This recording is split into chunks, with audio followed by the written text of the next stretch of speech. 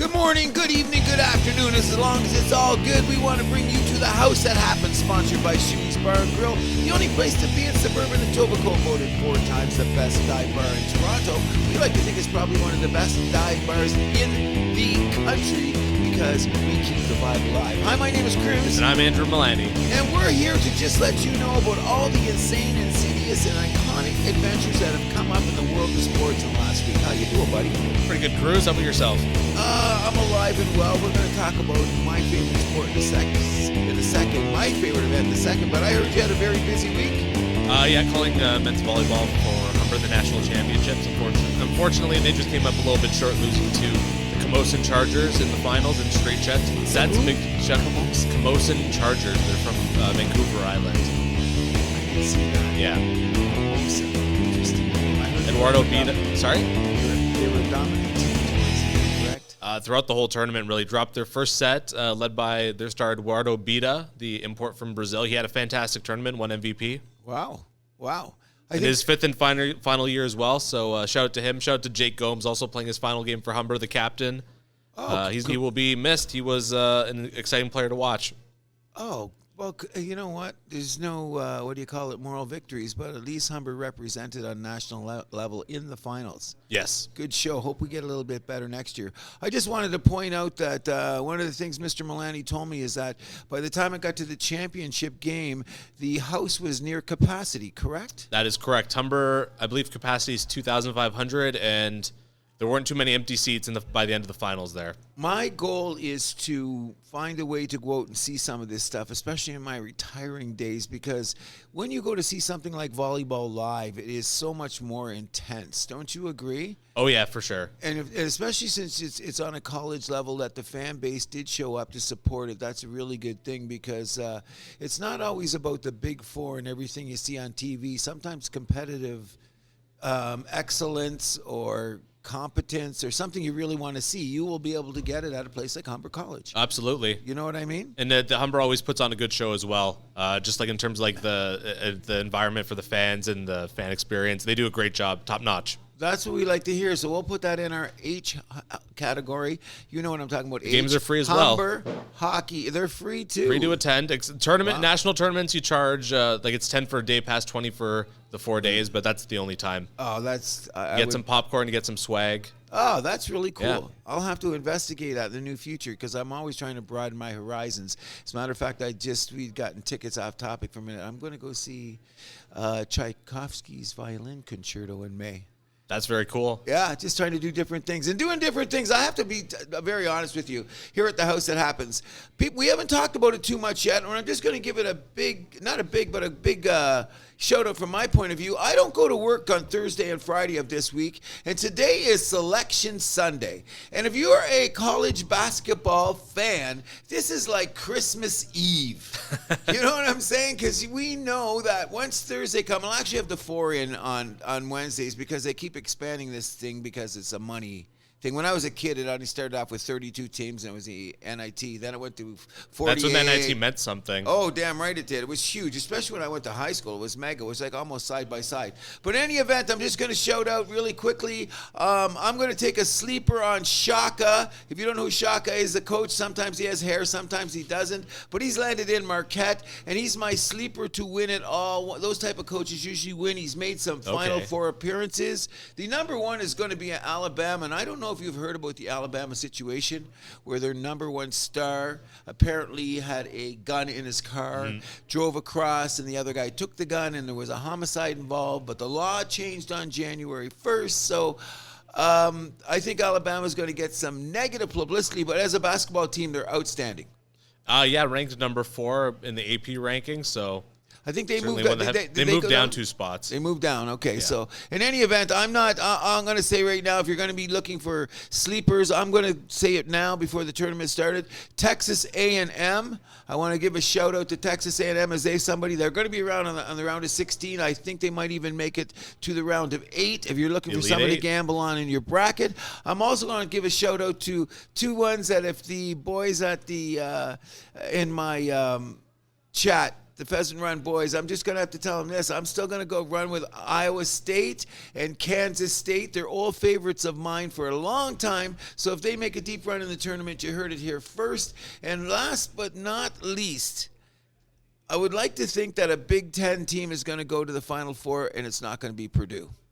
Oh, very interesting. I think a Big Ten team is going to go to the Final Four. I just can't put my hands on it because the tournament got kind of weird, and Penn State is playing Purdue today in the conference championship game, and I don't think Penn State now, I think they've got a win to get in, or maybe they've got enough quad 4 wins or however that worked, they might get in there, but I think it's going to be a Big Ten team, and I want to shout out to Juwan Howard and my Michigan Wolverines. Too bad you guys aren't going to make it. I'm going to miss you in the tournament. First time they've been out of it in a few years. Yeah, I was going to say, they've had a good little streak going on. So Big Ten, like Indiana's the only other team that's in the AP rankings. Could it be them? No, I think it's going to be like a Michigan State or a Northwestern. Northwestern is ranked. I think they're going to make a run, but I'm saying it could be old school Michigan State, but I'm also going to take a look at Illinois. They've been a great enigma this year. They've won games they shouldn't have, and then they've turned around and lost games that they shouldn't. But once you're in a tournament and it's a neutral, remember, all these are relatively neutral places, but one of the places they are playing in Illinois, so I think they're going to have a little bit more of a fan base that might get them a run. I'm not sure. Everyone's saying that Purdue should be going there, but they've just seemed to fall down at the wrong time. They make me nervous. We don't know anyway until Selection Sunday at 6 o'clock, and they line up the bracket, so this kind of talk I always say to everybody that it's mute until then. But hey, pay attention. March Madness, my favorite event of the week. But we're here in Toronto. Well, hold on. I want to ask you one more thing about this. Shit. Who do you think are going to be the 4 number 1 seeds? Alabama for sure. Alabama.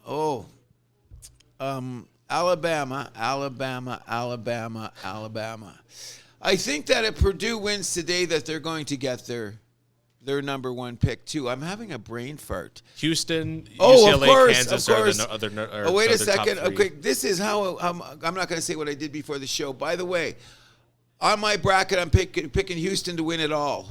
They're your team. They're my team. I'm running Houston to win it all. I think they might be running into Alabama. Actually, I take back my question.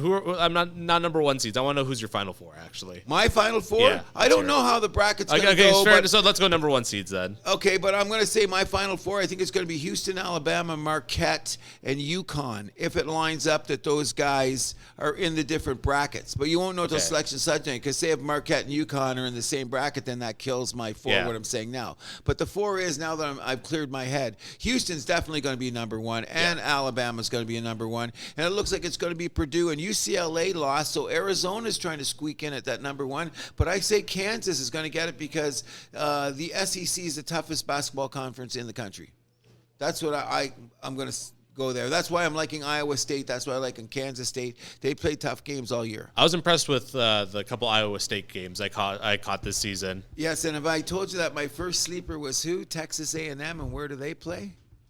The SEC. Yeah, there we go. Should be interesting. Ranked number 18, so they've been moving up. Yes, they have been. And Buzz is the coach, and Buzz has got hair. That's a long story. We'll talk about it next week when we be able to discuss who's going to be going to the round of 16. But we are in Toronto, Mr. Milani, so we know the number 1 priority in this city at the moment belongs to something that's very beloved to you, I would believe, correct? Me and the Leafs, I don't know. No, I'm kidding. Stop it. If we slap him, and Leafs would fall out of his shirt. I'm telling you. I bleed blue and white. I make no secret about that. I could tell when it come in there. I don't even know if it now he's within 15 stride. I go, there's Leafs around. I can tell Milani's in the house. Any event, you must have been happy with what occurred last night down at the old barn. Toronto came back from a 3-1 deficit, bro.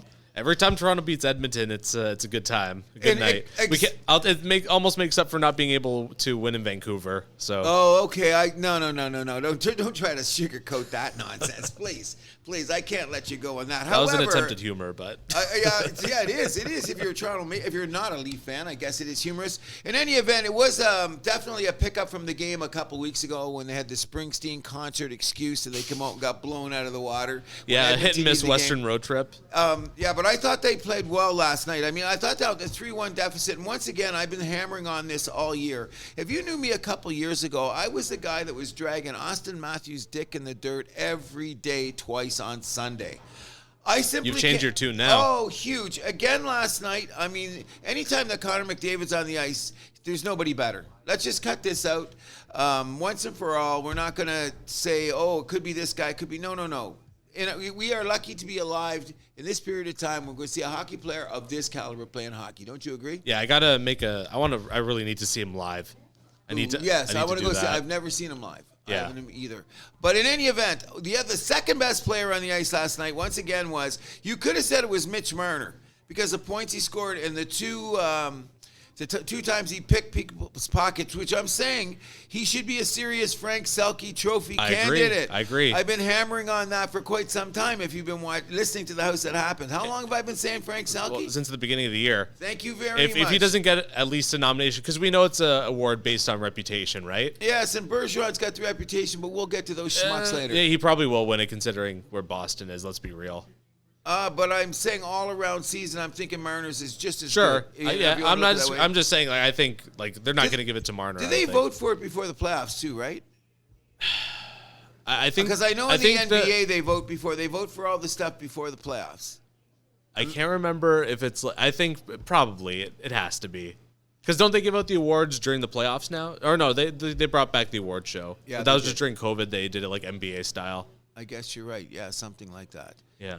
Yeah, they must. I don't think they. Yeah, because that would be bullshit if you're incorporating the playoffs. Exactly. So, anyways, they're gonna make those decisions. My point being is that Austin Matthews played very good last night, both ends of the ice. I think sometimes he's a good skater. Why don't they ever give him any? They should start giving him some penalty kill time. Matthews and Marner put him out they there. They tried Matthews a couple of years ago during the COVID year. That was then. This is okay. Now. Maybe it could be time to give it another chance, but like. He's leading the league, like something I would never, ever think I would hear. But Austin Matthews, yes, that Austin Matthews from Arizona is leading the league in block shots by a forward. Is that so? That's a fact. Check that out. If he's not, someone could have passed him because it was pretty close this week because there was a couple other guys in his hood. But I'm going to say he's definitely top three forward. Block shots in the NHL. Did you hear what name I said? Austin Matthews. I said Austin Matthews. Now, 2-3 years ago, are you going to say that Austin Matthews is going to lead the league in block shots? I mean, we knew he was going to be a good two-way player, but I wouldn't have said that. You know what I used to say? You know what it is? No, because Matthews, he wasn't great defensively early, but he had a knack for following the play, and you can build off that. Okay, yes, okay, no, and his hockey acumen is, come on. He's smart on the ice. Yeah, no exactly. Doubt about it. I still had something to do with those little rinks in Arizona, I swear, just the way he plays. Look at the way he holds his stick. He holds his stick a little different, and he's got great drive. Mm-hmm. Like when he takes off his first 3 steps, he can. It's like the guy that makes space in the NBA. Yeah, exactly. Move, he can make his own space, and he's got a great shot. But, no, I wouldn't say but, I'd say however. His two-way play has exceeded anything I would ever expected of the guy, especially 2 years ago when Gallagher pushed him all over the rink when you lost it 7 to us. You know what I mean? And I think that was a growing experience. And everyone knows last year was a bitch because you lost in overtime and you hit a goalpost. You're a goalpost away from winning. I know. So now we're going to go to there's, of course, the controversial pick play by Justin Hall. Okay, well, whatever the case may be. I'm just saying that's one that Leaf fans love to bring up. There's a soliloquy of nonsense that you guys can bring up for the last 20 years because you haven't won a playoff round. So don't go there. We could just bring in the Leaf fans. What other excuse can you guys use? Oh, yeah, you had a hangnail in 2014 or whatever. Okay. You know what I mean? Now, I'm trying to be positive, Mr. Milani, about this Leaf thing. So let's go to the boogeyman in the room. Tampa Bay has had some issues lately themselves. I want to know what you thought of that little skirmish that went on in the Vegas-Tampa Bay game this week. I mean, I didn't see all of it. I've been very busy with volleyball. Yes, so. I agree. I mean, so explain this to me. Okay, here's what happens. Guys, the game got chippy. Okay. There was a tie at the time, and it ended up going to overtime.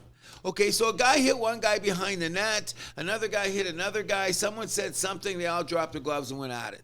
And then everybody else joined in because it was a frustration moment. Everybody started swinging. A couple teams that aren't going that probably think that they're better than they're playing right now. A little frustrated, right? Exactly. Vegas too. Exactly. That's my point. Both those teams. Because they got people breathing down their necks. They thought they were in comfortable positions about a month ago. So and they're both going to be playing in the playoffs. So everyone was saying, well, they're getting their playoff legs going because it's going to be a little bit more physical. It's going to be a little bit more dramatic when actually there's less fighting in playoffs than there is in the regular season anyway. Because but the physical play amps up. Oh, always. That's what I say. They're going to wait the hits there. So my take on the matter is this. I think Tampa Bay maybe could be had. And the elephant in the room is the Toronto Maple Leafs beating the Tampa Bay Bolts. Yes. And you guys got to get out of the first round this year because everybody, 100%. there is no other talk in the city. You talk to any show, any talking head, players, alumni. The squirrel that was running up the tree the other day said, yo, Cruz, Toronto, when you're on your podcast the other day, the house that happened, say Toronto's got to win that first round playoffs or it's a disaster season again, correct? 100%. So 100%. So now that they've beaten Edmonton last night, I'm going to say one thing right now. I think that Samsonov still should be the goalie that starts. I'm going to stick to that. 100%. Now, what did Murray do? Murray made some big saves at a good time last night because they did to get down 3-1, and a couple of goals were sketchy that he left in. But I think Samsonov's earned it more. Unless in these next 20 games that Murray plays every game or plays like the number one. I don't think that's going to happen, though. Like I think Samsonov kind of would have to play his way out of it more, don't you think? Well, I thought it was kind of odd that when you talk about that, Samsonov has that insane home record, and man, you were the one that put up that crazy. Murray's better on the road. Yes, remember you came up earlier in the year, which that I was funny. That yeah. was then. This is now. Yeah, exactly. Like I don't know, Murray. I gotta see. Like he's got to get on a roll a little bit here. Let's see what he can do when he's getting healthy. But like I'm not gonna get ahead of myself with that again. You know, like Samsonov, he's earned it. I think so too. I mean, I said very early in the year, I predict when the playoffs start, game one of the series, Samsonov would be the goalie. Now, if you looks like you're right. Well, if they go down the stretch and say Murray wins 8 games, say Murray wins 8 games, going home here. Hey, but like I said, Samsonov would have to have a bad stretch too. That's true, and I don't think he's going to. I think he's been pretty solid. I that's think what caught me off guard last night. With his winning record, I thought they would have put him in last night, or did they deliberately sit him so they could see what Murray could do at home? I think that's the case. I think they probably wanted to see like if they can get Murray going before the playoffs too, just so you have like 2 good options. Because Murray, that's historically what he's been, right, for those Penguins teams that won the Cup. Fleury, like he got them to the last time he did this? I'm just saying. Okay. When was the last time Murray's been on a good team? Also consider that. Okay, are you saying Pittsburgh was that bad? For a few years there, it was like they kind of went all in for those 2 cups, and then they kind of fell apart. Okay, they haven't won. They haven't won a playoff series. No, they haven't won. That's what I'm saying. So Sid's legacy is getting a little bit of a kicking of late, and they're not going to win the first round this year either, if they even make it. Oh, I think they're going to make it. I think so too, but I mean they're kind of just hanging on. So they're going to be posed to play who? Boston. Which is we're going to get there to question. Why are they going to be the 8th? Are they going to be the worst wild card team? Never mind. It depends. It could be Boston. It could be the Islanders. Well, no, those would be the wild card. Oh, okay, but so they could be. Well, it would be either them or whoever wins the Metro, which is going to be Carolina or New Jersey. Okay, so I'm starting to believe this. If we can start looking for what's going to be going down the line, I'm saying that the New Jersey Devils could be the team that's the one you're going to have to worry about because I think they're going to chase down Carolina. Now, only 2 points back. Exactly. Now, earlier in the year, I was really talking highly about Carolina, and they are solid. Don't get me wrong; they've got a plus-minus differential of 55. But so do the Devils. So do the Devils. And the Devils made much better acquisitions at the deadline. Carolina, what they do? They picked up Puljujarvi from Edmonton and who's the guy from Philly, the offensive defense, D'Angelo. Yeah, there you go. Preach. Yeah. I'm just saying, I seen them last night. Like my beloved Montreal Canadiens, because you know in the house that happens, we keep tabs on the Habs. But that's enough Hab talk for this week. In any event, where are you guys in the East? Yeah, stop it. In any event, it's an off year. Okay, we're going. I seen the guys were down at TaylorMade. That's what I heard.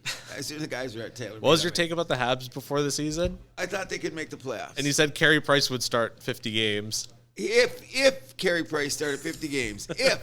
Now we're not even going to see Carey Price again, and one day I'm going to do something about this Bill Masterson thing, which you know how I feel, and we got into that. Yes, we'll understand. But let's not go there. We're not talking about the Habs because we're talking about the playoffs. Yes. Okay, so in any event, I'm going to predict that I think that New Jersey can chase down Carolina. And I was very high on the Carolina bandwagon earlier in the year because the way they played as a unit, the way they played with 4 lines, 6 defensemen, solid goaltending, your ex-Leaf guy was playing for them. And all the things seemed to be working for them. And And it still is. Like, what are they in their last 10? They're, 7-3. So not that they're in any slump, they're not doing anything any wrong. I just got this feeling, when you get to the Stanley Cup playoffs and you need that guy. I'm going, on Carolina, I'm going, who is that guy? We've discussed this many times. Yeah, we have. I mean, you look at it, like you said, kind of balanced 4 lines. They have, I don't know. That's the thing, right? They could catch fire, maybe go to, win a round or two, but that's it. First round. I think they're going to win the first round. They'll definitely win the first round. But I'm going to what if they run into the Rangers? Okay, that's what I'm going to get at. That's why I'm going to back way up. If they are winning the division, they are winning a round. Yes. And I think that New Jersey's going to chase them down, and I think that the Rangers are going to upset Carolina in the first round. That's where I was going with this conversation, okay? Yeah. So I'm not saying, you're going to say, well, we got to wait till we get there. Something about New Jersey, the way that they play and those additions, and I like that goalie. What's his name? Vanna, whatever. I think that they're Vanacek. I think that they're solid. And they got a guy like Dougie Hamilton, who's a great guy to have back there with his playoff experience and buddy that plays with them. I'm just saying that they got the Jack Hughes Pratt line. They picked up Meyer. Meyer looked a little bit sketchy against Toronto last week when they beat him. Because remember, Marner picked his pocket too. But he's starting to fit in on that Hughes line. Yeah, Hughes and Bovequist playing together right now. And they got, and I really like the Pratt guy on the second line. Yeah. You know what I mean? And they got scoring, and they skate well. I don't know. I just think that New Jersey, I wouldn't be surprised if it was New Jersey and Boston in the conference finals. That's what I'm getting at long term, especially if Toronto has to play Boston in the second round. Yeah, but they could play, or what happens if they play Jersey? They'll have to play one of the two, won't they? Who? If Jersey wins the division and Toronto beats Tampa, who would they play in the second round? Boston. Because it's the divisional format, right? Oh, right. Yeah. So they have to. They have to play Boston. Well, they're gonna have to play them anyway. Sure. So I'm saying, you like to kind of put, kind of kick the can down the road, maybe win another playoff round, especially if you're a Leaf fan. But you got to win one first, Mr. Milani. Exactly. You got to win one first. You know what I mean? Let's get the winning one first. So anyway, Boston looks poised to win this year, though. Who's kidding who? Oh, of course. I mean, no, we're not gonna.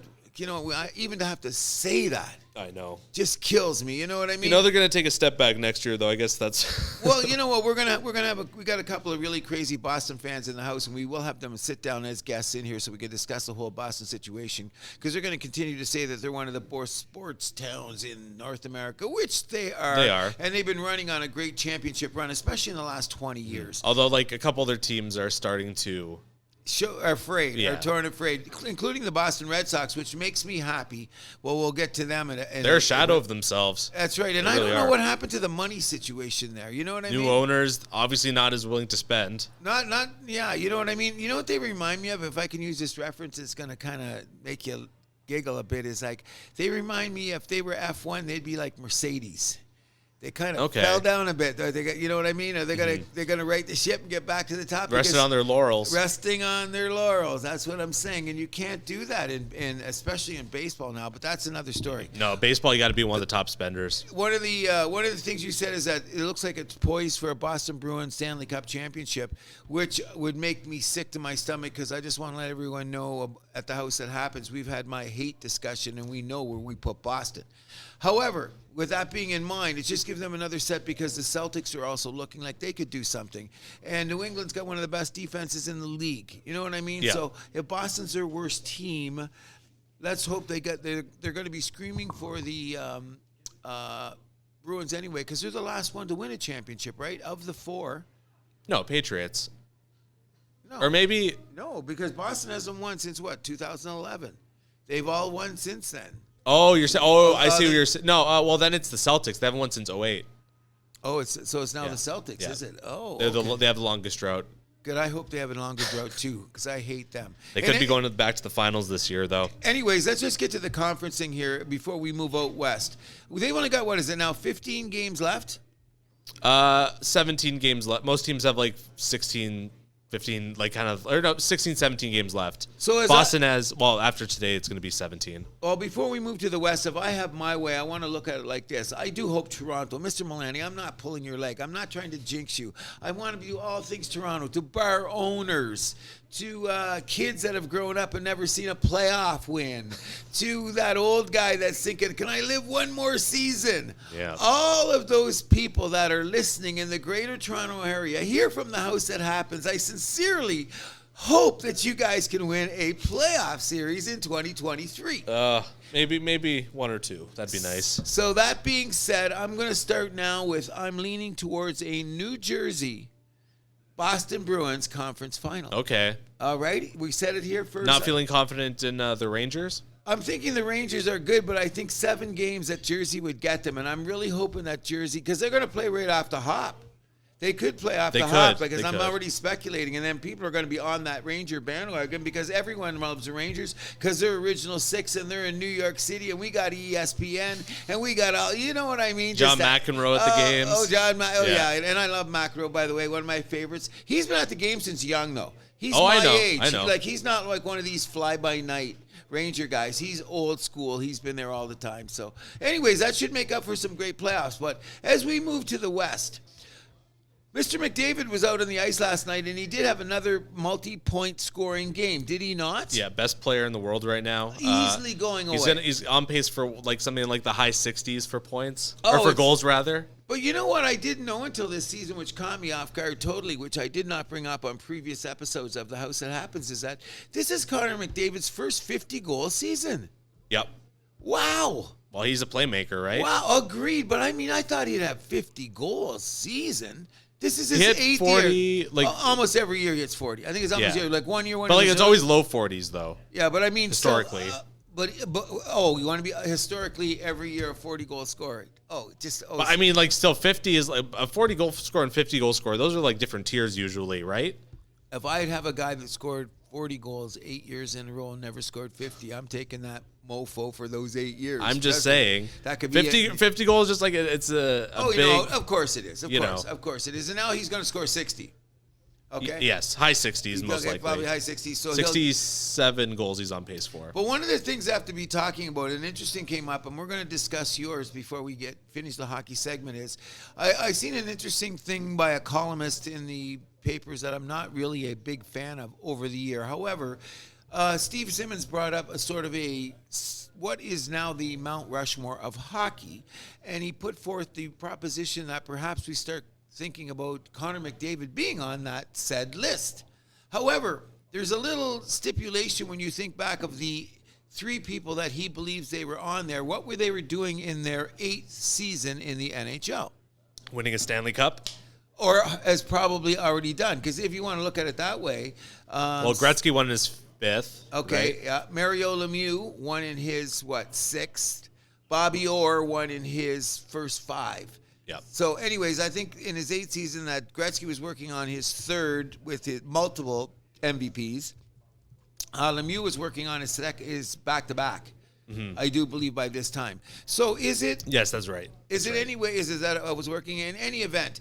Are we taking away anything from Connor McDavid if he doesn't win the Stanley Cup this year? Well, it's a completely different era. That's something you got to think about as well. There wasn't a salary cap for Gretzky or Mario or Bobby Orr or any of these guys.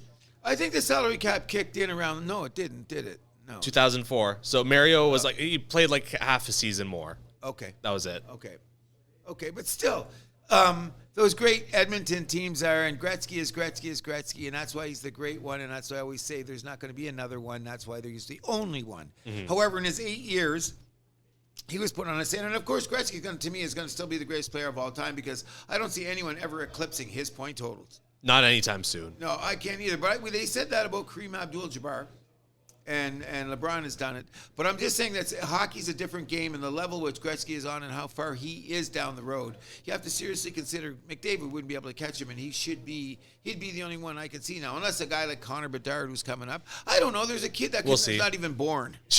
Of course. You know what I mean? If you want to look at it that's kind of my point about anytime soon. Like, who knows? So what do you think that where's Connor McDavid's legacy going? Don't you have to have a little bit of hardware, like a chip, to be able to say you're going to be on said Mount Rushmore? And what are the prospects of Edmonton winning a Stanley Cup this year? Well, Edmonton's prospects of winning this year, I think, just went way down, considering that Jack Campbell turned into a pumpkin again. That was one of the predictions. I hope that I'm going to go back and check the tapes, but I was one of the guys that said I think that Toronto was very smart not to give Jack Campbell. I don't remember that. I remember you would've- giving me shit when I said that Toronto was okay for letting him go, and you're like, "Oh, what about all these free agents they've been letting go?" I don't think they should have paid him that much. I'm gonna go back and check one of the early shows. Washington is looking silly for moving away from their two goalies who are looking good on Toronto and New Jersey right now. Oh no, Washington's made yeah, exactly. That's like they should be kicked to the curb. How many times we've discussed how hard it is to get goalies, and it seems to be all the other teams get goalies from another team, so to speak, and then they flourish and away we go. Do you know what I'm saying? So I'm not giving them Edmonton any chance of winning the Stanley Cup, really, because I think the teams in front of them. No, I shouldn't say that. The West is kind of wide open. Agreed. Like, who is the powerhouse in the West? I think it's become LA. I like them too, and I'm also saying we can't count out Dallas because Dallas has been consistent all years. And I think Vegas is on the top because they're in that division, and I think they have flaws. The thing about Dallas, though, is they start off really hot, and they kind of are starting to just kind of go back into the middle in a way. I think so too. I think they got hot too early. And that coincides with the guy that I said that I thought might be able to lead the league in Rocket Richard scoring. And Jason Robertson. James Robertson. And brother of Nick. Yes, and he's down the scale now. He's still going to be top 5 maybe, but he's got surpassed by so many other players. He's not even – is he? Oh, he's not top 5 anymore. No, I mean, I think he's kind of like goals. Yeah, that's what I'm saying. Oh, and he's not top 5? He's not top 5 anymore. Let me pull up the list here. He is 8th right now, and he's kind of like just – He's going to score 40 goals again, though, isn't he? He's 2 away from 40. Yeah. But I mean, like, guys are kind of nipping at his heels for a top 10 spot. Oh, so, really? Yeah. Because they have scored a little bit more this year. Just that I think that he should still be happy he's scoring 40 goals. Let's go back to the original premise I just talked about 2 or 3 minutes ago. If you can get a guy to score 40 goals every year, you're going to be happy to have him, correct? For sure. You know what I'm saying? I just thought that Dallas would be a little bit more. But I've just found that Dallas' scoring's a little bit more balanced now. You know what I mean? We got the resurgence from Tyler Seguin. They picked up a guy to play on a wing with them. They got great defense. Their goaltending's pretty solid. But the Kings have made that move, and they've got the old school, new school combination, which could put them over the top. Agreed? Yeah, when you have those kind of generations kind of leading it, like kind of like what the Lakers had with Kareem and Magic, right? Oh yeah. That's like that's magic, no pun intended. You know? Oh, Magic is one in a zillion. But I'm really but I'm saying like that combination being like that. Like who gets that? Who gets that opportunity? You know? And not only that, especially in this day and age, we've got Stanley Cup winners that are still on that LA team. Just a couple left, but yes. Kopitar mainly, right? Kopitar and Doughty. Is it? Oh, I'm so lucky. You got Doughty on your team. Come on, he's still gonna play what 25 minutes a night? Yeah, big minute muncher. He can do it all. We know that. You know what? And that's wouldn't it be great for his legacy? Where is he gonna stand? Say even if the Kings go to the Stanley Cup Finals, which they could. And you were talking about the Kings going to the Stanley Cup Finals to start the season. Tell me anyone that was talking about the Kings. They were thought to like go in the playoffs, maybe take a step, but like go to the finals, definitely not. No, but that's what I'm saying. Everyone said they're going to make a step, but then I look at one of those like the Hockey News magazine. It gets pretty generic at a point when you start reading these magazines because they're going to say, the Kings are going to make them a step. They're going to say New Jersey was going to make a step. They said that Dallas no bold was predictions there. Though. It sounds no, but they predict Carolina to go to the finals. Yeah, I mean, but was that so bold at the time? No, but okay, and they've got a solid team, and everyone said they could go there now. Are you thinking Carolina's going to go to the finals? Oh hell no! Of course, they're not beating Boston. Like, and then like we said, like even going up against New Jersey, New York. Like, I'm not even sure I'd pick Carolina. I probably wouldn't. No, I don't think I'm going to do it either. But I'm just saying I was earlier in the year, and you know what it is? You got to show receipts. So if you're going to go back there, remember early in the year, I was like around the All-Star break and stuff. I was pretty high on that Carolina team. Because they were out ahead. They were out ahead. They were looking strong. They were going to go. But that's the monotony of a regular season. And now we're going to come to the playoffs. Are they going to have that extra oomph? Or are they going to be one of those teams like Florida last year? You know what I'm saying? I hope they do better. Well, I wouldn't say Florida. I mean, they kind of collapsed in the second round. Oh, agreed. They got exposed. That's when I found out that's when they got found out as frauds. Is that they are? And look, they're not even going to make the playoffs. I'm glad Montreal's got They're the 3 points back. They're still in they're the not race. making it. No, I don't. Do you see them making it? It could. I mean, do you feel that confident in the Islanders? No. Well, We talked Then what about that. Ottawa? Is Ottawa going to come back? No. Okay, so we're not going to I think say they that. got hot right now. I think they're going to fall back a little bit. Buffalo, like I said, their goaltending really biting them in the ass. They lost, 10-4 to Dallas this week? Oh, that was... What the hell? And you know what? Buffalo's close by. I'm always cheering They for need a everything goalie. Buffalo. They need a They need a little goalie. bit more than that. They get, Well, I a don't think- goalie would definitely get them into the playoffs. Oh, yeah. But I don't... You got enough games? Who's going to do it? Someone's going to get hot. Craig Anderson? That's why I'm saying if they can get that goalie next year, I think they make the playoffs. Oh, that would be the next step, guys. Yeah. They're going to be a sexy pick at the beginning of next year. There's no doubt about it. Everyone's going to be talking about they're going to have goalie because they're young. They got players. They scout well. They look good. They're a highly entertaining team. They are. I know they have a goalie prospect, but Jeff Merrick, I believe, was saying that the Sabres aren't confident that he'll stick guy around. either, right? Well, they don't because he's in college, and they're not even confident that he'll sign with them. Oh, really? Yeah. There we go, Buffalo. But anyway, we're on the East. We were supposed to be here on the West, trying to figure out who we think is going to be going there with 15 games left. Like, who are the potentials? Like, I've already said I'm liking Jersey, Boston to make the conference finals if things play out. Even if Jersey's playing the Rangers in the first round, I think they've got enough to beat them. Mm-hmm. You know what I mean? I'm even though it's going to be down to the goalies, but Vanacek, I think, is just as going to good, and he'll stand up to Shirkston or whatever his name is going to be. So I'll go there. But on the West, there is a possibility where they always say if you got the best player on the best team, and they arise at the moment because Ryan Nugent-Hopkins is having a good year. They got Evander Kane coming back. I do believe that Edmonton is always going to be a goaltender issue. So what you're saying is, and we're talking about the legacy of Jack Campbell, we can't say that Edmonton's going to win a Stanley Cup because they win with Skinner. Skinner's going to be your goalie. Can you win the Stanley Cup with Skinner? He's hot and cold. So, it looks like I don't know. It looked like he was going for a bit, but I think he's been allowing a lot of goals lately. So, well, in any event, the way it's going, I don't think Edmonton makes it out of the first round. Wow. Because it would probably be LA or Dallas they play. Wow. Chance it's Minnesota. They could maybe pull off that one, but first of all, they're at the wild card position, but don't you think they can move up?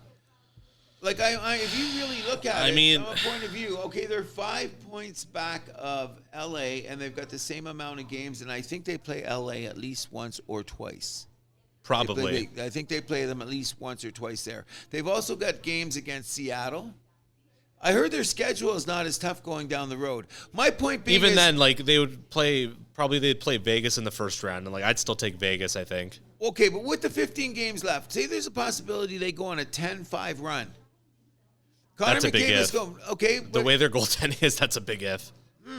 So anyways, my point being is what I'm trying to beat around the bush to get at this point is it's unfortunate for Connor McDavid if we're going to be talking about a Mount Rushmore situation because you have to win a Stanley Cup. You have to get a chip. You have to do nothing. So he's going to have to wait till his 9th season to... And it's crazy, too, because he's already, the accolades individually are already there. All-rookie team. He arguably, if he was healthy, would have won the Calder that year. Oh, yeah, 100%. 4 Art Ross trophies, 2 Hearts. He's going to win... He's going to win both those again this year, plus the Richard. He's going to have his first Richard. Oh, yeah, his first Richard. He's got 3 Ted Lindsay Awards. It's going to be 4 this year. 4 first All-Star teams, going to be 5 this year. And then he was only second All-Star team once last year just because of Matthews winning MVP. Oh, that's right. Yeah. And arguably, well, here we are now. So do you think Matthews is still going to make an All-Star team this year? Probably not. Because let me check. Goal scoring. You know what? And that's what kind of makes me maybe crazy. You know what though? You never know. Is a second all? Let me look at the centers. Actually, you know what? There's no other center that's stands out, yeah. but they might have more points. That's and then the it's thing. going to be down on the point situation. I'm saying that, I can't believe in this. I'm pumping at Moss and Matthews' tires so much lately, but I just love the way he plays hockey, and I'm glad he's back on the line with Marner, and I think by the playoff start, they should put Bunting over on that line with them, and that's end of story. Leave it. You know what I mean? Sure.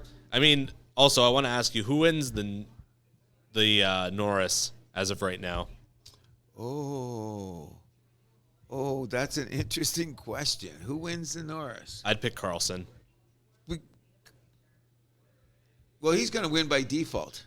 He should win, is my point. I like the guy on, I like that Spurgeon guy on Minnesota. I like Dallin on Buffalo, but Dallin's not going to be, because they're not making the playoffs. Dahlin, the way it's going, he might get a nomination. Oh, he should. I agree. Who else is going to get there? Makar's going to get there just because he's Makar. He missed some games, though. That's the thing. That's the question about him. He's missed too many games. How many Yeah. games? Has he played 50?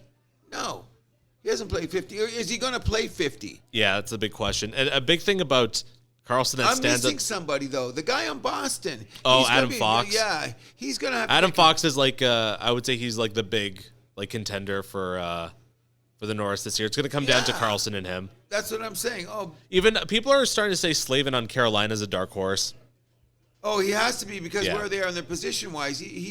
That's a guy I never even thought about. And probably McAvoy on Boston. On Boston, yeah. too. Yeah, that's what I'm saying. They should all be candidates. Well, we're going to see there. Boston's going to have a lot of people that are going to get nominations due to the fact They have that the that's Vezina winner this year. Oh, yeah, of course. And not only that, it's the greatness of the team in single season. So all those guys are going to get nods because their position, in which they well should do. You know what I'm saying? For sure. You know what I mean? But before we end on the hockey thing, we had a little discussion this week because it did come up. I was going to ask you, Mr. Milani, first of all, if we're going to say the Mount Rushmore of Mount Rushmore, they're going to say, easy to say, Lemieux.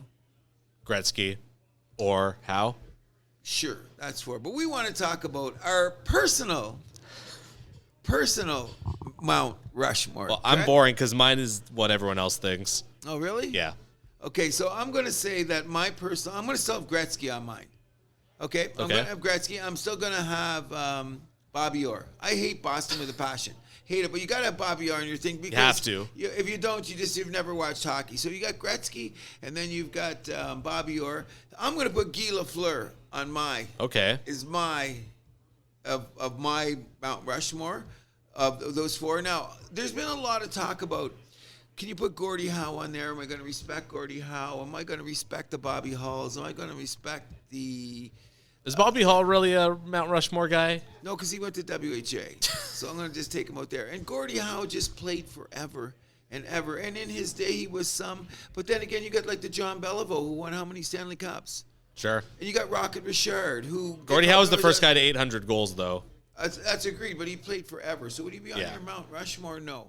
If I had to pick my mother Mount Rushmore, and I hate to do this because it's on two teams, is that I think that I would rather have Marc Messier on my... Whoa. I would like to have Marc Messier. I'm going to take him over tomorrow. He won 6 Stanley Cups. He was in that era. He led the team. Sometimes in those Edmonton times when they were beating on Gretzky, because you were too young to see those games, was Messier and the Anderson guys that pulled them out of some of those tougher situations. It wasn't always Wayne Gretzky. And when he went to New York and won it all, I'm saying he has to be given serious consideration. However... Well, that's the exclamation mark on his career. Exactly, but it played to be that way, and like he won. Then he won one with Edmonton without Gretzky, Yep. And then he went to New York and won another one in that time, which is some of the toughest hockey in the history of hockey if you look back on the way that the game was played. But it would be absolutely ludicrous if we didn't say a Gordie Howe or one of the legacy guys. Who would your four be? Oh, like I said, it's the Gretzky, Howe, or Lemieux. Those are my Lemieux. four. Yeah, especially Lemieux. And you know what? You want to put You're not a Lemieux guy. I know that. No, I'm not a Mario Lemieux guy. Definitely not. However, I can't. When I seen the list and I seen the picture with them together, sometimes you'd have to say that Mario Lemieux at times was the greatest hockey player that ever played. On pure skill some nights. I just think that I don't want to say anything derogatory. I'm trying to get away from my little sly little things that I throw in that are not politically correct, so to speak. So I'm trying to clean that up, Mr. Milani, because then it sounds like an extra diss on top of a diss. You know what I'm saying? Right. You know, so I'm not going to do that anymore. So we will respect Mount Rushmore. And what we're going to do is next week we're going to announce between the two of us the house that happens Mount Rushmore. We'll bring it to you next week. Or we could do it right now. But we'll bring it next week. Okay. I want to think about it next week. Because we're running a little long on the hockey thing. We wanted to jump over really quickly to what's going on in the NBA and the Toronto Raptors. And the first thing I want to bring up really quickly is I want to defend Fred VanVleet and his $30,000 fine for mouthing off the referees because he's 100% correct. He is.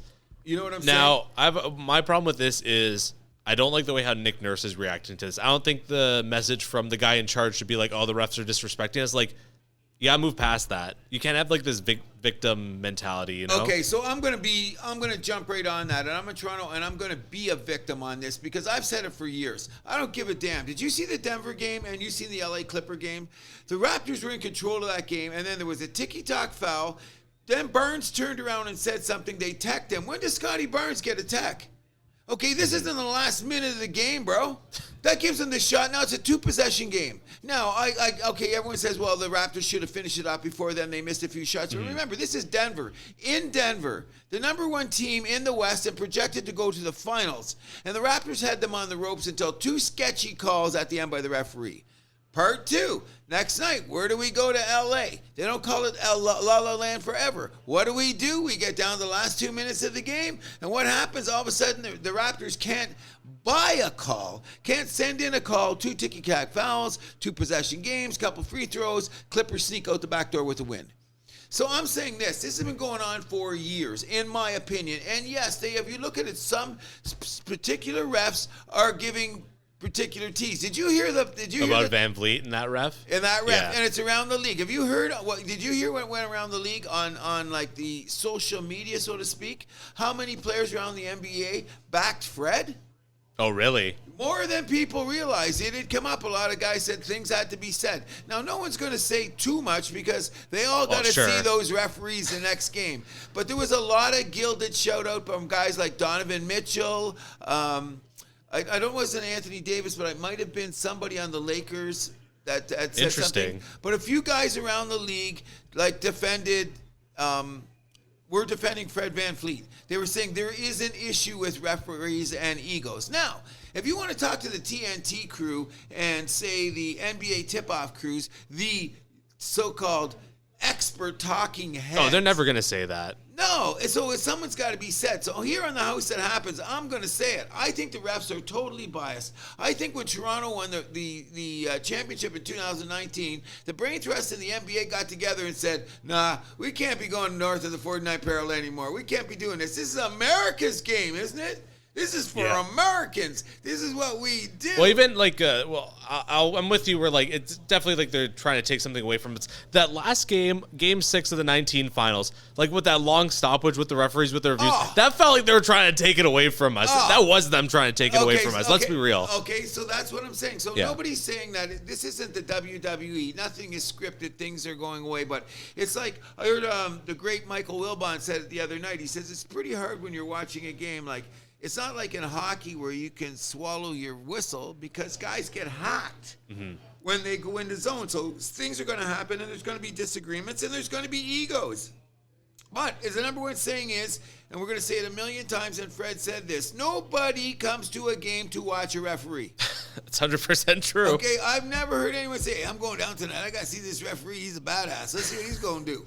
Nah, that just doesn't happen. But at the same time, when they do such horrific job, and I will say this, the NBA is the hardest to referee of any sport.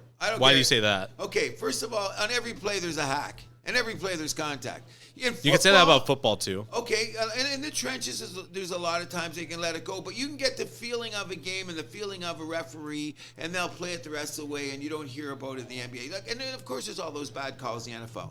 You know what I mean? Why do you think there's so much replay in the NFL? Okay, now they have replays too, but if you miss a call, you can't challenge later in the game. So at the end of the Clipper game, Nurse didn't have a challenge. Now, does Nurse get a little bit loud with the referees? I'm going to say yes. Does Fred VanVleet get a little bit louder with the referees? Yes. But I think it's because of the culture of Toronto always seeming never to get the calls. And I'm going to say it. People will say, oh, don't be such a homer. Oh, just because they're losing. No, if you check the track record, you just mentioned going back to 2019 in that Game 6. What was going on? Why did it took that long to make a call? Because we've got Toronto here. You know what I mean? And I believe that. I seriously believe that. ESPN, do you ever hear Stephen A. Smith? They never talk about the Raptors. No, and he always talks about going through the border. I thought it's only hockey. The only thing I know about hockey is the puck is black. All that bullshit, that's it down. Now, I can say that right away. And next thing you're going to say, what does Shark and Barkley say? What's their favorite cities? Yeah. They say Toronto. And a lot of people like Toronto as a city, as a place to play. We can attract free agents. I'm just saying when it gets down to June and you're going to talk about where do they want to broadcast from and where does America want to go, do you think people in Oklahoma know where Toronto is? Definitely not. You know, I think people in Montana are thinking about Toronto, but they still want to have the Lakers, the Celtics, the Sixers. That's a big problem with ESPN, though. They're just always talking. It's always with basketball: Knicks, Lakers, Celtics, Warriors. The tradition of now. Well, Yeah. the Warriors have come back because they were winning, and anytime you Sure. got some Same kind like of- Milwaukee. And, Like- no, Milwaukee gets no love. They talk about Giannis a lot. You don't think? No, I think, you know what, I'm going to bring this up right now, too. I don't think Giannis gets enough juice. And I think it's because Milwaukee's an outport, and it's not Miami. It's not L.A. It's not New York. It's not, you know what I mean? It's not Boston. It's not the pretty place to go. So if Milwaukee loses, nobody's complaining, including said talking head, Sure. Stephen A. Stephen A. Smith. Yeah, he's not saying anything about it. He wants to run to Milwaukee. So I think Giannis doesn't even get his thing. Like, who do you think is the best player in the NBA? First of all, I don't think Jokic. Giannis. Oh, I do too. So now Jokic might be getting his chance for his third. Third straight MVP. And that's only happened to two other players. You know what I'm saying? Now, there was a tremendous, I would say, feud, podcast, whatever you want to call it, between J.J. Riddick and Kendrick Perkins about how people vote. Stat padding in the whole 9 yards, and it blew up, and race lines were crossed. Things got heated. Yeah. But the reason I'm bringing it up there is because I'm saying that now that Kendrick Perkins put forth the proposition that the percentage of white basketball writers and people that vote on it might tend to vote for the white guy. For the white guy? Because they don't always get the chance to do that, so to speak. But then you're going to go back to the days like when the most controversial one will always be the one where Steve Nash won his second MVP. How Shaq did not win that, I will never know. It's completely crazy. You know what I'm saying? So in any event, I'm saying that Giannis should be the MVP. It's just that Denver's got the #1 record. Jokic has got that triple-double thing, which now they're trying to downgrade because I've heard it here too. If you want to talk about when Westbrook was getting it, when Westbrook was getting his MVP and he was doing all those triple doubles, they were screaming at him for stat padding, and you're just trying to get that. How come no one said anything about Jokic when he's getting there? I agree. Okay, so because it feels that way with Jokic too, and he's not getting called out on it. No, and also he doesn't play defense. Oh, and here's another thing: is what has he done in the playoffs? Not much. Okay, in Milwaukee. But it's a regular season award. Okay, I'll stop you there. That's the J.J. Redick line. So let's get the regular season award. Then why can't Giannis get it? Didn't Milwaukee just have a 15-game winning streak? Well, I'm with you that. And they're right there. And the East is way more stacked than the West. Yes. Like well, Giannis should have more MVPs. I think Giannis should win the MVP this season. I'll take him over anybody. Now he's arguably not even going to be top 3 in the voting this year, which is crazy. So where is Embiid's place in this? He's probably going to be like second or third. So you think Jokic is going to be first? It's Joker just because he's going to get the #3 and all those white. I'm not saying that he should, but I'm saying this is probably how it's going to turn out. Okay, so then Kendrick Perkins is right in his argument that sometimes the voting is flawed based on other things besides what you do on the court. Okay, are you saying that? So I'm going to say this. I don't know. Okay, Mr. Milani, I'm interested. You don't think that Giannis might not be top 3 in the voting? Probably not. If I had to wager. Okay, so you're going to say Jokic who? Embiid and Doncic are probably going to be top 3. Oh, Lucas shouldn't even be in the conversation. You know what? He's on a wild card position. Can we go back to say one thing? Top 5 bitches in the NBA. Didn't Luka make that? But then so did Embiid. That's okay. So did Embiid. Well, also in Luka's defense, they also gave him a guy who's a anchor on defense, putting Kyrie there. That was a bad trade. Well, I don't know. They gave up one of their best defenders to get him too. Okay, because Luka doesn't know what defense is. The guy's a bitch. Did you see him yelling? You can never have enough defense in the NBA, though. Oh, okay. So I'm going to put it this way. Well, I don't even think Luka should be in the conversation for MVP anymore because right now they're struggling as a team that's going to be in the play-in. They're not even in 6th or better. Let me look. Mavericks are 8. Look at the 8th. Lakers. Lakers, I'll give you credit. They're catching up, even without Labrizi. Well, he's going to come back, and they're going to do some damage. I told you they're going to get in. AD is all world. Now, imagine if AD played 70 games. He'd be in the talk of MVP, would he not? Maybe. Now, okay, so now how can we not? Now, how can you not? Let's take a look at this seriously, okay? The Milwaukee Bucks. Do they have the best record? What's the best record in the NBA? They're 48-19. They do have the best record. Okay, and they had a 15-game winning streak. The East is considered the strongest. Look at Giannis's number, and he's going to make a defensive team, like all-defense team. You think the East is stronger than the West? Oh, easily. No really? Doubt about it. No doubt about it. Let's just go in the top 4 teams. You got the Bucks, the Celtics, the 76ers. Well, I think they're stronger on top.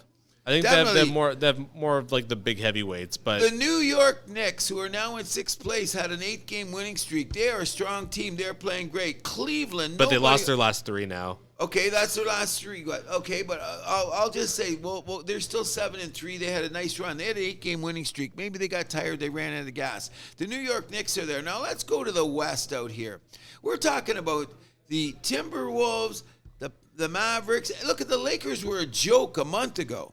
Now they're in line for that 6th spot. Then you got the Clippers, who are what? They just climbed back into the thing because they got all back from injuries and they got to move. So we know they can do some damage. They could too, but then so who's on the bottom? The Pelicans have fallen out. That once upon a time, remember back in the mid-season there, or at the All-Star break? I was never really buying into the Pelicans though. If Zion had to stuck around, but they're there. So you got the Warriors, you got the Suns, you got the Grizzlies. The Warriors Nuggets. are going to go nowhere, and I'm going to say it now. Did you see the other night? You don't think they can pull off a first-round upset? No, not at all. And I'm going to tell you why. Did you see the other night, too? And we're going to be talking about, our list is looking pretty prominent about the 5 best bitches in the NBA. Did you see Draymond Green the other night? I did. Okay, he got a little bit of Dylan Brooks back on him. You know what I'm saying? So what did he do? He's got his own podcast. He says, I got the 4 rings. I agree. And a lot of talking heads said, oh, Dylan Brooks has got to be brought back. Well, when Draymond Green was working his way up, what was he? He was, and he can't even score like Dylan Brooks. Yeah. Dylan Brooks is a Rough Rider. Okay, he's a little crazy, but I'm going to give him this. He's from Saga, people. Yeah. That's Mr. and Mrs. Saga to you, America. Okay, we can grow them like that there too. And saying that, where are the Grizzlies going to be? Don't you think the Grizzlies could be a contender? That's my point. Okay. I was saying that about the Grizzlies before. Okay, so we got to, when we're talking about the Grizzlies, we do have a elephant in the room. Okay. And we know my favorite player in the NBA by far, and I've been pumping his tires since he played at Murray State. But we got a situation with now a guy that's faced the NBA. What are you saying about his little gun waving at the strip joint scenario? That was so ridiculous. That was like clown move by Ja Morant. He just made himself look like an idiot. 100%. And you know what? And it breaks my heart. You know how much I am a Ja guy. I am a Ja guy. I still think he's a great player. There's a lot of talk around the league about he's been hanging out with the wrong people and maybe what he should be doing. It's not good to hear. No, yeah. Well, have you heard a thing this week on a couple of shows, a couple of pundits, they were saying David Stern, one of the greatest commissioners in sports, came out and he said to Kendrick Perkins, who said this to him, he said, listen, maybe you should back off and smoking that weed and hanging out with the people that you're playing with. Mm-hmm. Now, Kendrick Perkins is going, huh, what? So, as they were saying all week, as I've heard this, the league knows what you are doing. Of course. They have so much invested. There you go. And if you know that much about what's going on, Ja Morant, who is going to hopefully, they say, be the face of the next Olympic team, who replaced Kyrie as the face at, was it Adidas or Nike? Adidas. And he just signed a huge contract with what drink company? Nike then. Nike, if it was whatever. Kyrie, yeah. Okay, so he just basically, because they just threw away Kyrie's contract. Okay, and now he's got the contract for what drink company? Would you know what it is? I forget. Anyways, these are 3 major things that he's involved with, and you have an opportunity to be the face of the NBA, and you're getting in trouble with guns. This is bad look in any aspect, no matter what I think about you, Ja Morant. And if you're listening to The House That Happens, please put down the guns. You don't have to hang out with gangsters. You're not Allen Iverson II. You're Ja Morant the first. Okay? Can we look at it that way? Sure. That's what I want to say. So, as we're talking about the Grizzlies, who has been consistent all year round, and please, Ja Morant, who's off, who's still off. He's missed his 4th game. I think they're really making him sit because they want the dust to settle on this for a long time. You know what I'm saying? So, Ja Morant has a deal with Powerade that's in jeopardy now. Oh, so is with it? Coke, yeah. Is that what it's in jeopardy, right? Yep. Because it was it was big money. You know, and that's part of the reason that he was partying and being out with the boys. And you can take the boy out of the hood, but not the hood out of the boy bullshit. You know what I mean? And the deal is with Nike that he has. Yeah, so the Nike deal is still solid. That one's already signed. But he hasn't signed with the Powerade one yet, or they can terminate it due to that, what's that clause? Yeah, basically. Yeah, so they haven't canceled it yet, have they? Doesn't sound like it, but they're thinking about it. Well, that's what they're going to do. You know what? They're going to let the dust settle. If John gets out of trouble, doesn't do this again. I heard the greatest thing, and I'm a big Michigan guy, if you know, correct? And if you know anything about the Fab Five, and Jalen Rose was one of the Fab Five, and I remember when this was coming up, he had a great thing on the John Morant take, and he could go there more than anybody. He got busted at a crack house. You know what I mean? Yeah. He was there when they had the crack house race. He said he carried a gun. He goes, I'm from Detroit. He said it took him a couple years to realize all of this is complete bullshit because now what you do is your celebrity carries currency. And some of that currency could be spent the wrong way. Oh, of course. You know what I'm saying? So we're going to yell out to John Morant. He's still my favorite player. I'm going to say everyone makes a mistake. He's only 23 years old. I want to know what I would be doing if I was 23 years old with that much money and with you, Milani, and 6 of my buddies, and we're in a strip joint and smoking more weed than you could possibly smoke. What do you think we would be doing at 23 in a strip joint?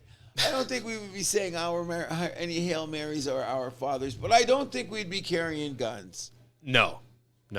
That is the issue. And I'm going to bring that up about something in a later issue. I don't want to drag on it here now, but there is a big discrepancy how it's going to be carried on because America does have a problem with African-American youngsters and guns, and I don't want that to be trivialized just because John Morant is my favorite player, so to speak. You know what I mean? Sure. If I could say that. But in any event, the Grizzlies still should be considered one of the teams that could go to the finals. Don't you agree? Oh, yeah. I would say Denver, Phoenix are the 3 teams to beat in the West. Especially now that Durant has joined now. What do you think of that whole Suns thing? It kind of irritates me how these guys can jump around like this. It's starting to be an irritant. Do you know the ratings have been way down? Nobody wants to talk about it. Yeah, but we talked about this. That's also because of the streaming, where they don't have a good way to quantify that yet. Oh, you know what? But here's what I think. Okay, the contracts are so huge in the NBA, and you got all these shows that are talking about the NBA so much that they're pumping it up. But if we could look behind the curtain, I think that they're finding out a lot more is going wrong with the fans. When you add up, this latest incident with John Morant, which is the worst publicity in the league that the league could possibly going to get, okay? Mm-hmm. Then you got the load management situation, and then you guys got building super teams, and then you got guys switching in the middle of the season. And you know what I'm saying? So what it does is that the fan base is getting disrespected on so many levels. You know what I mean? So it doesn't matter what you're going to tell me all the time. It's getting back to that lipstick on a pig kind of deal where... But my thing about that is that might affect the fan that market. But if you're just a fan of the league, that's not gonna make you watch less basketball. It's just another storyline, you know? Okay, so that means I'm a bit of an idiot because I'm the biggest basketball junkie in the world and it's pissing me off. But as soon as the playoffs, I'm going to sit down there and say it's one of the best playoffs of the year. Does that mean we get to wipe away all the stupidity that went on? It's usually how it goes. Unfortunately. You know what I mean? So you know what? I always said I hated hippies because hippie came from the word hypocrisy. And the worst thing you can do is be hypocritical about your stances in life. So sometimes I don't know where to stand here, Mr. Milani. You know what I'm saying? You know where I'm going with this? No, I know how you feel about this too, because I know I'm just gonna be sucked back into the NBA during the playoffs. Of course, but I watch it religiously. You know, I was showing you my setup. If I get to be able to, if there's no music, you got to blow your own horn. Sometimes. You're a basketball guy. Oh, I'm a crazy. I'm looking forward to March Madness. I'm not going to work on Thursday or Friday. Full disclosure. You know what I'm saying? And you know my setup. I'm the guy with the 4 screens in the basement. Yep. I got the blocks. I'm going to put it up, and I want to watch the games. I'm super excited, and I'm rambling a bit. But the reason I'm doing that is because it's kind of an irritant. You know what I mean? See if it's great playoffs, and everybody forgets it. Yep. You know what I mean? Now, you know why Golden State is not going to go to the finals? Because Draymond Green sucker punched Jordan Poole. Just completely fucked up the dynamic of the team. Okay, there's number one. Okay, what happened in the New Jersey Nets? Has everyone forgotten that?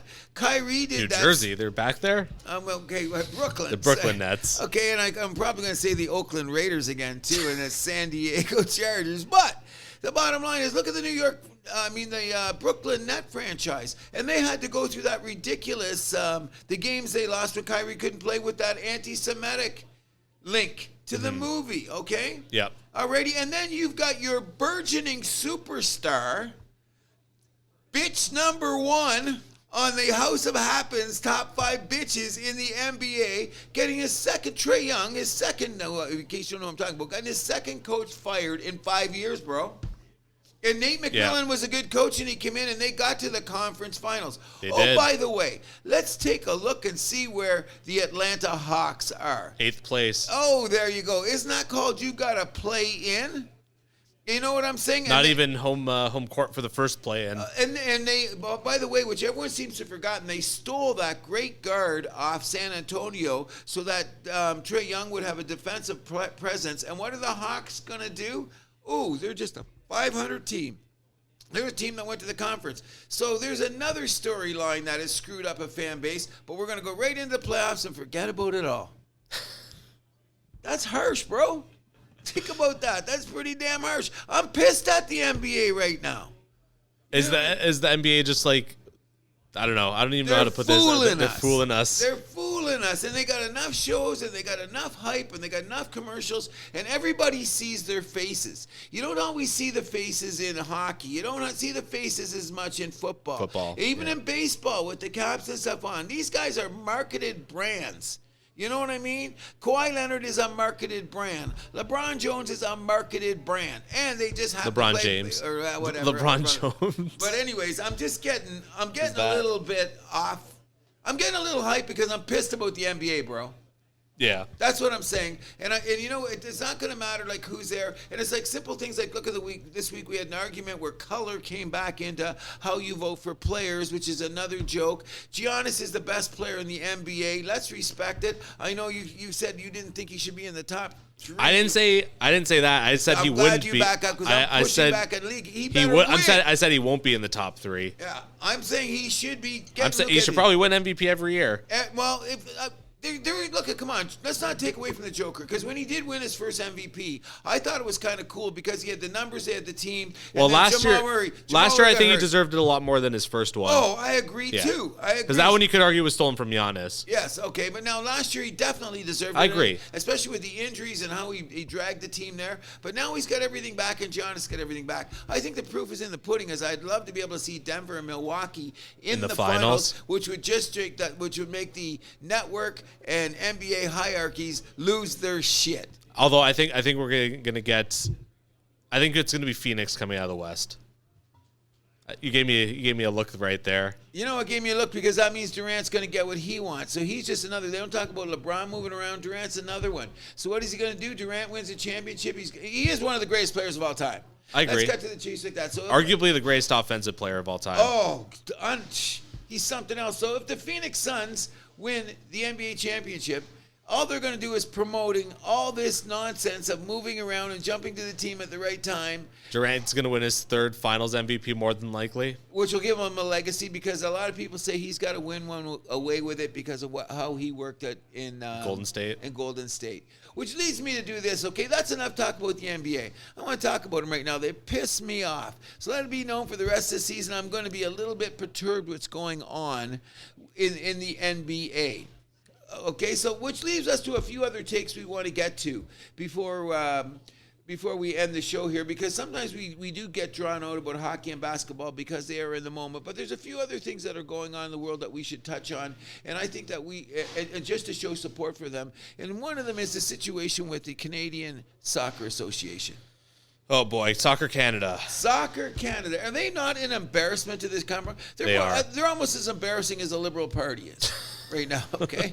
They're almost as no disagreement there. Okay, you know what I mean? But what I wanted to bring to light, and that people don't realize this, and here at the House it happens, we want to say this emphatically beyond anything that's ever imagined, and now that we've just had International Women's Day last week, okay, which just happens to be my birthday, which is another story. Happy birthday, Cruz. There you go, yeah. But in any event, when we're talking about International Women's Day, and they're moving March into a sort of memories of great things that women have done, which I have no problem advocating for, I think it's a sin that the Canadian women's soccer team has been treated as atrociously as they've been treated. You know what I mean? Yeah, I really don't like this. This is a team that's they've carried this program for years. While the men were doing nothing, they were competing in every Olympics, every World Cup, always contending. Yes. Finally got that gold medal. They were robbed in 2012. We all know that. 100%.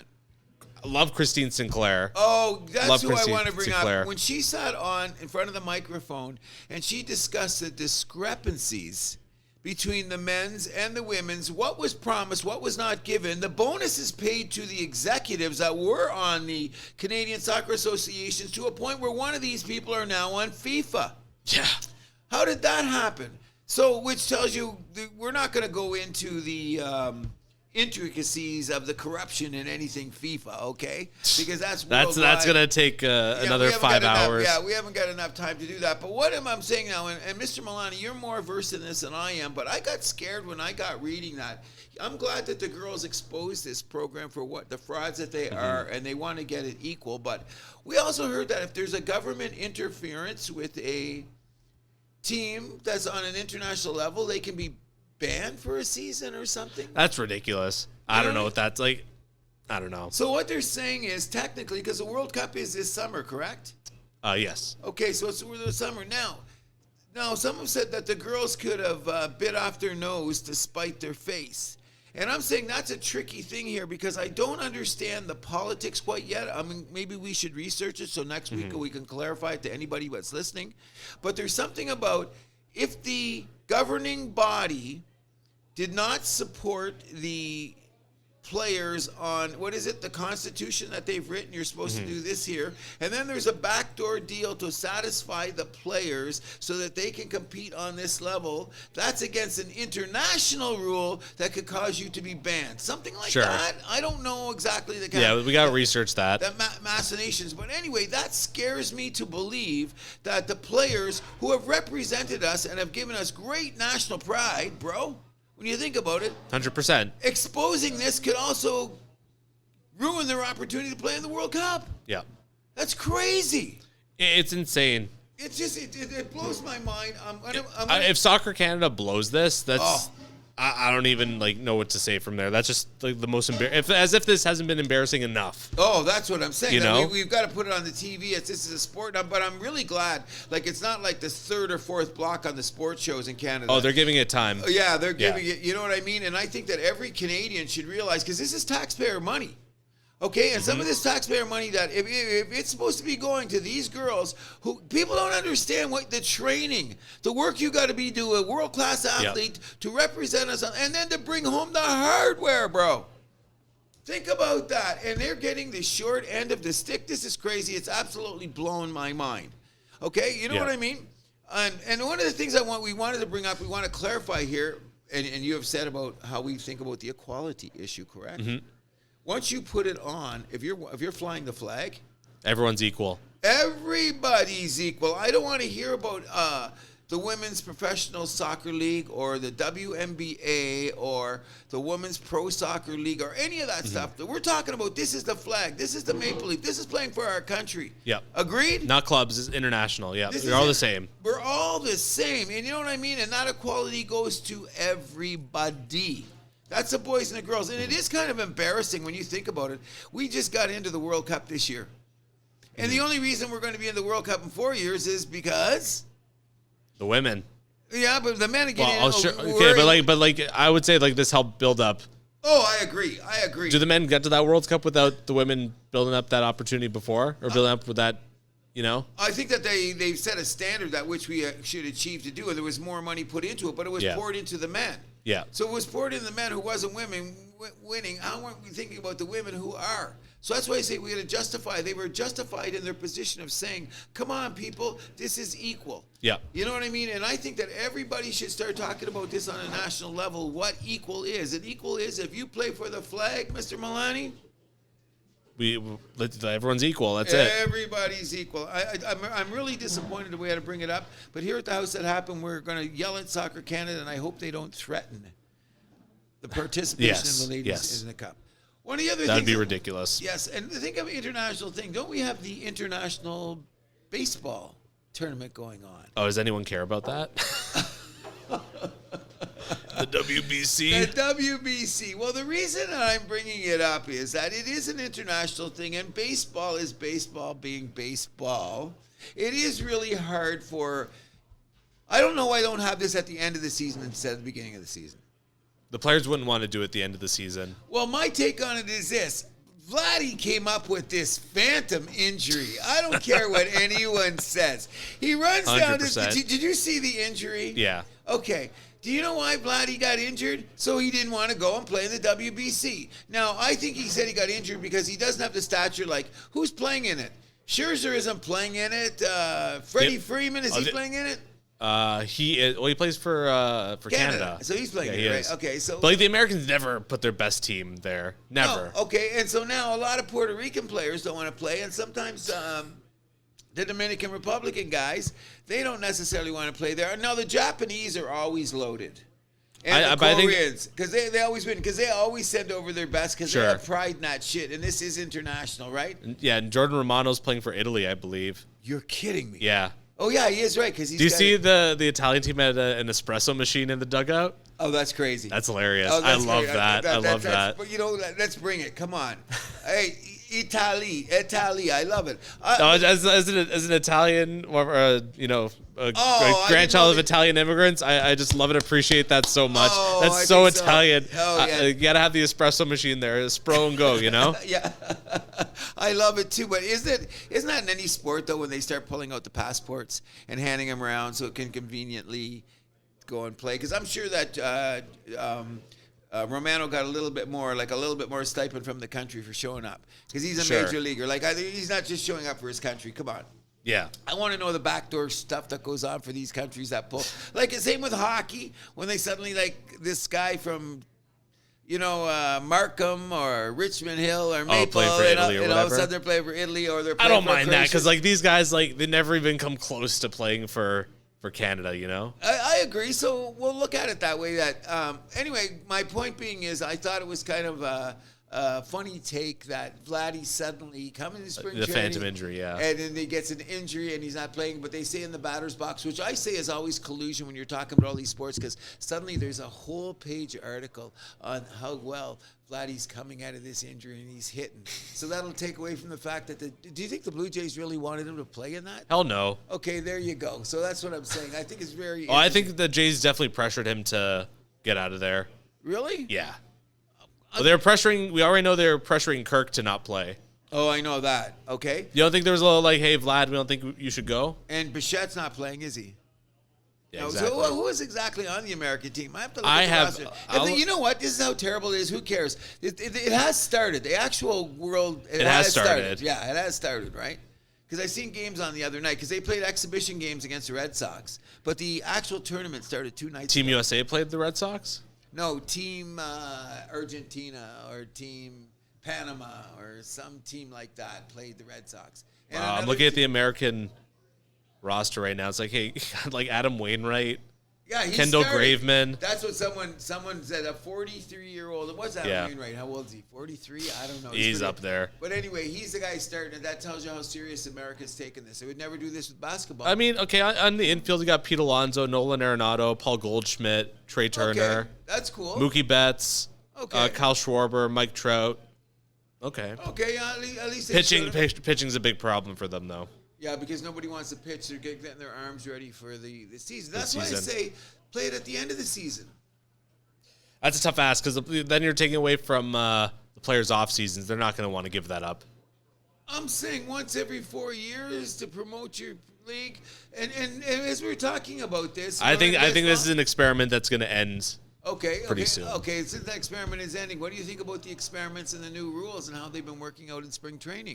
There's been some problems. I would say more than not. But we knew that was going to happen. We knew there would have to be some squashing of these bugs, you know? Okay, so what are they going to do now? Like, you hear Machado is one of them. He's one of the most unspoken guys, and so he's going to play with it. Now, what happens when it goes down?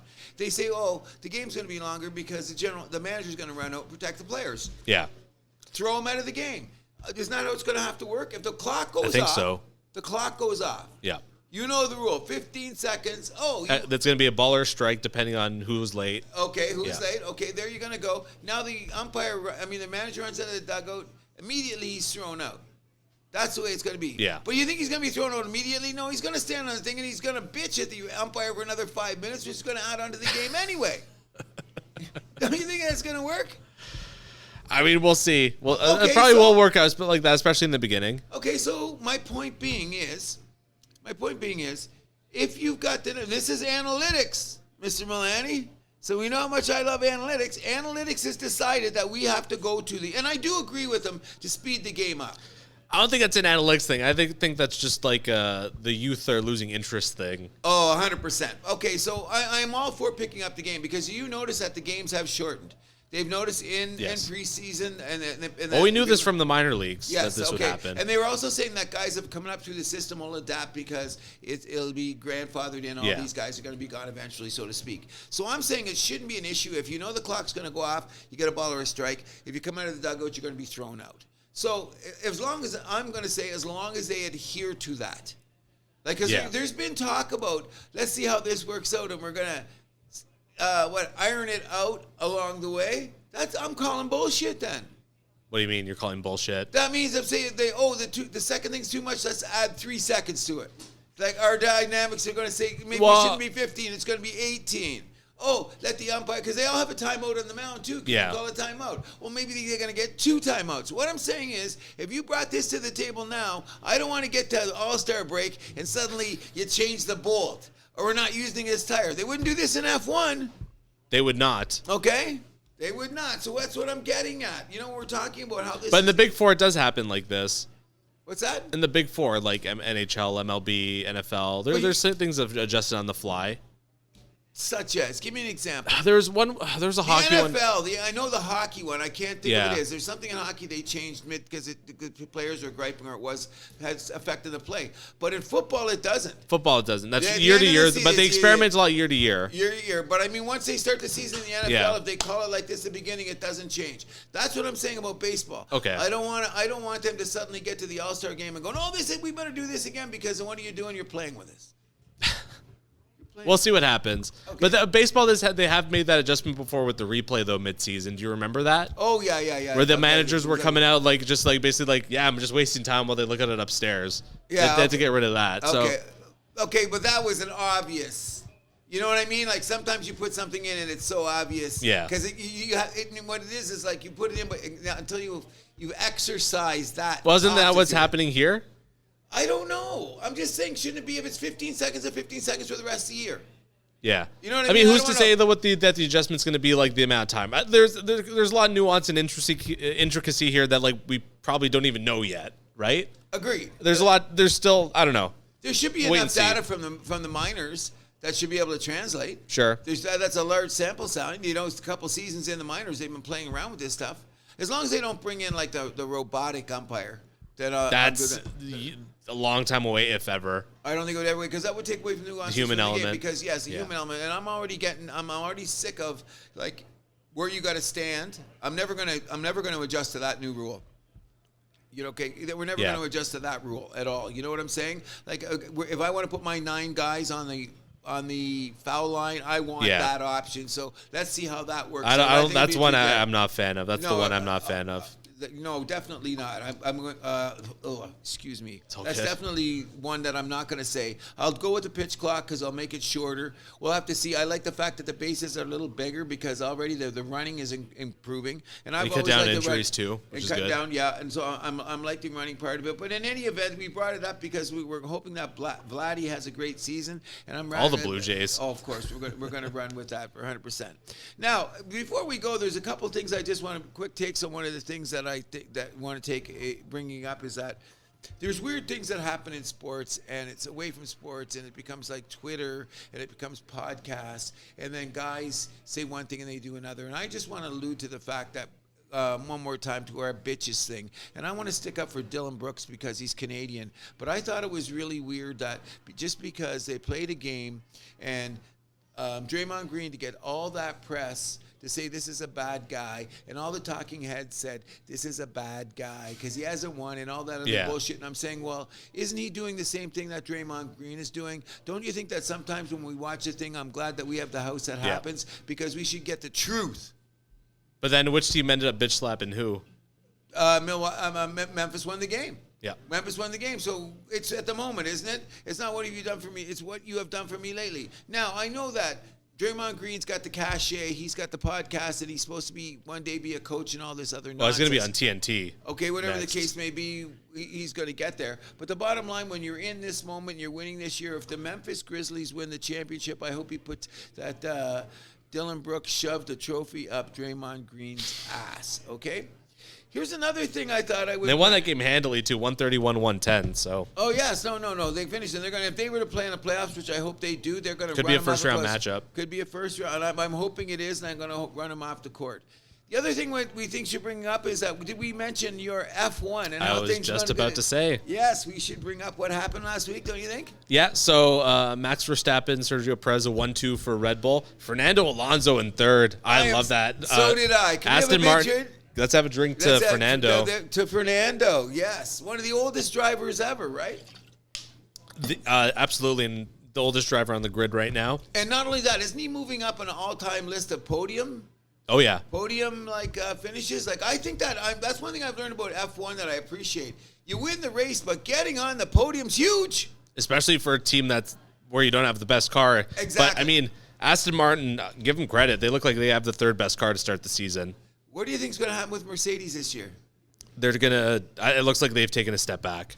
Ooh. They have two of the most tremendous drivers on the grid. Yes, I so agree. Those two guys are going to get the most out of that car. But, I mean, at the end of the day, if you still have the fourth fastest car, like, you can't fix – like, you know, there's no making up for that. Did you feel sorry for, what's his name, Leclerc on Ferrari last week? Ferrari, it's another – goof up there already, replacing the engines before even starting one race. And he was running second for a while, wasn't he? He was having a great race and the car blew up. And then, You know what I mean? Can I tell everybody, look at me, I'm talking about F1. When I met Mr. Milani, I wouldn't know a thing. Please watch Drive to Survive. It'll change your whole attitude about the F1. I really believe it. I will be watching, and I'm loving Max. Max is becoming.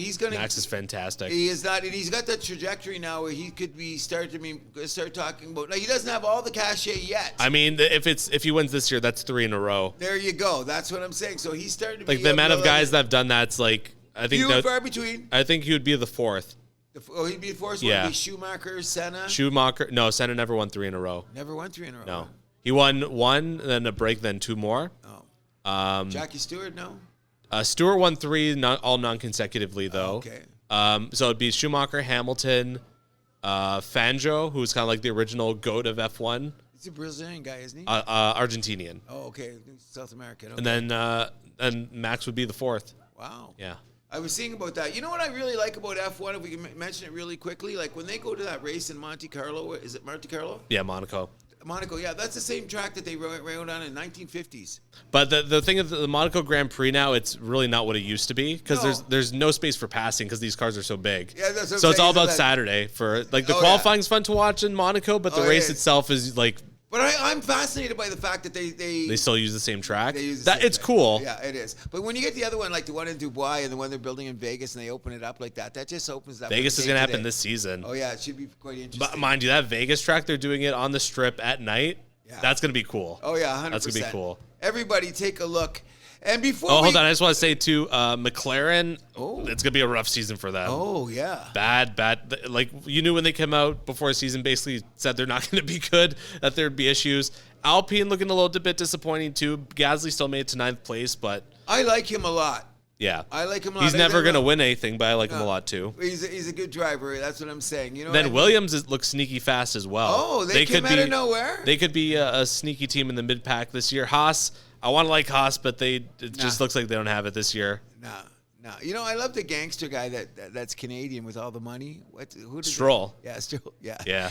It's his daddy. Yeah. His daddy got money. Yeah. That's an interesting. Stroll's not a bad driver either. He's been on pole. Yeah, he was 6th in the race last weekend. But they said when I saw it at the beginning, they were calling him as a sleeper dark horse podium guy. Stroll? The race, yeah. Yeah. The race, they called him. Well, he's been on podium twice already, and this car looks fast this year. Consider, too, he really didn't have any practice time with the car because he had like that bicycle accident where he broke his hand. Right, yeah.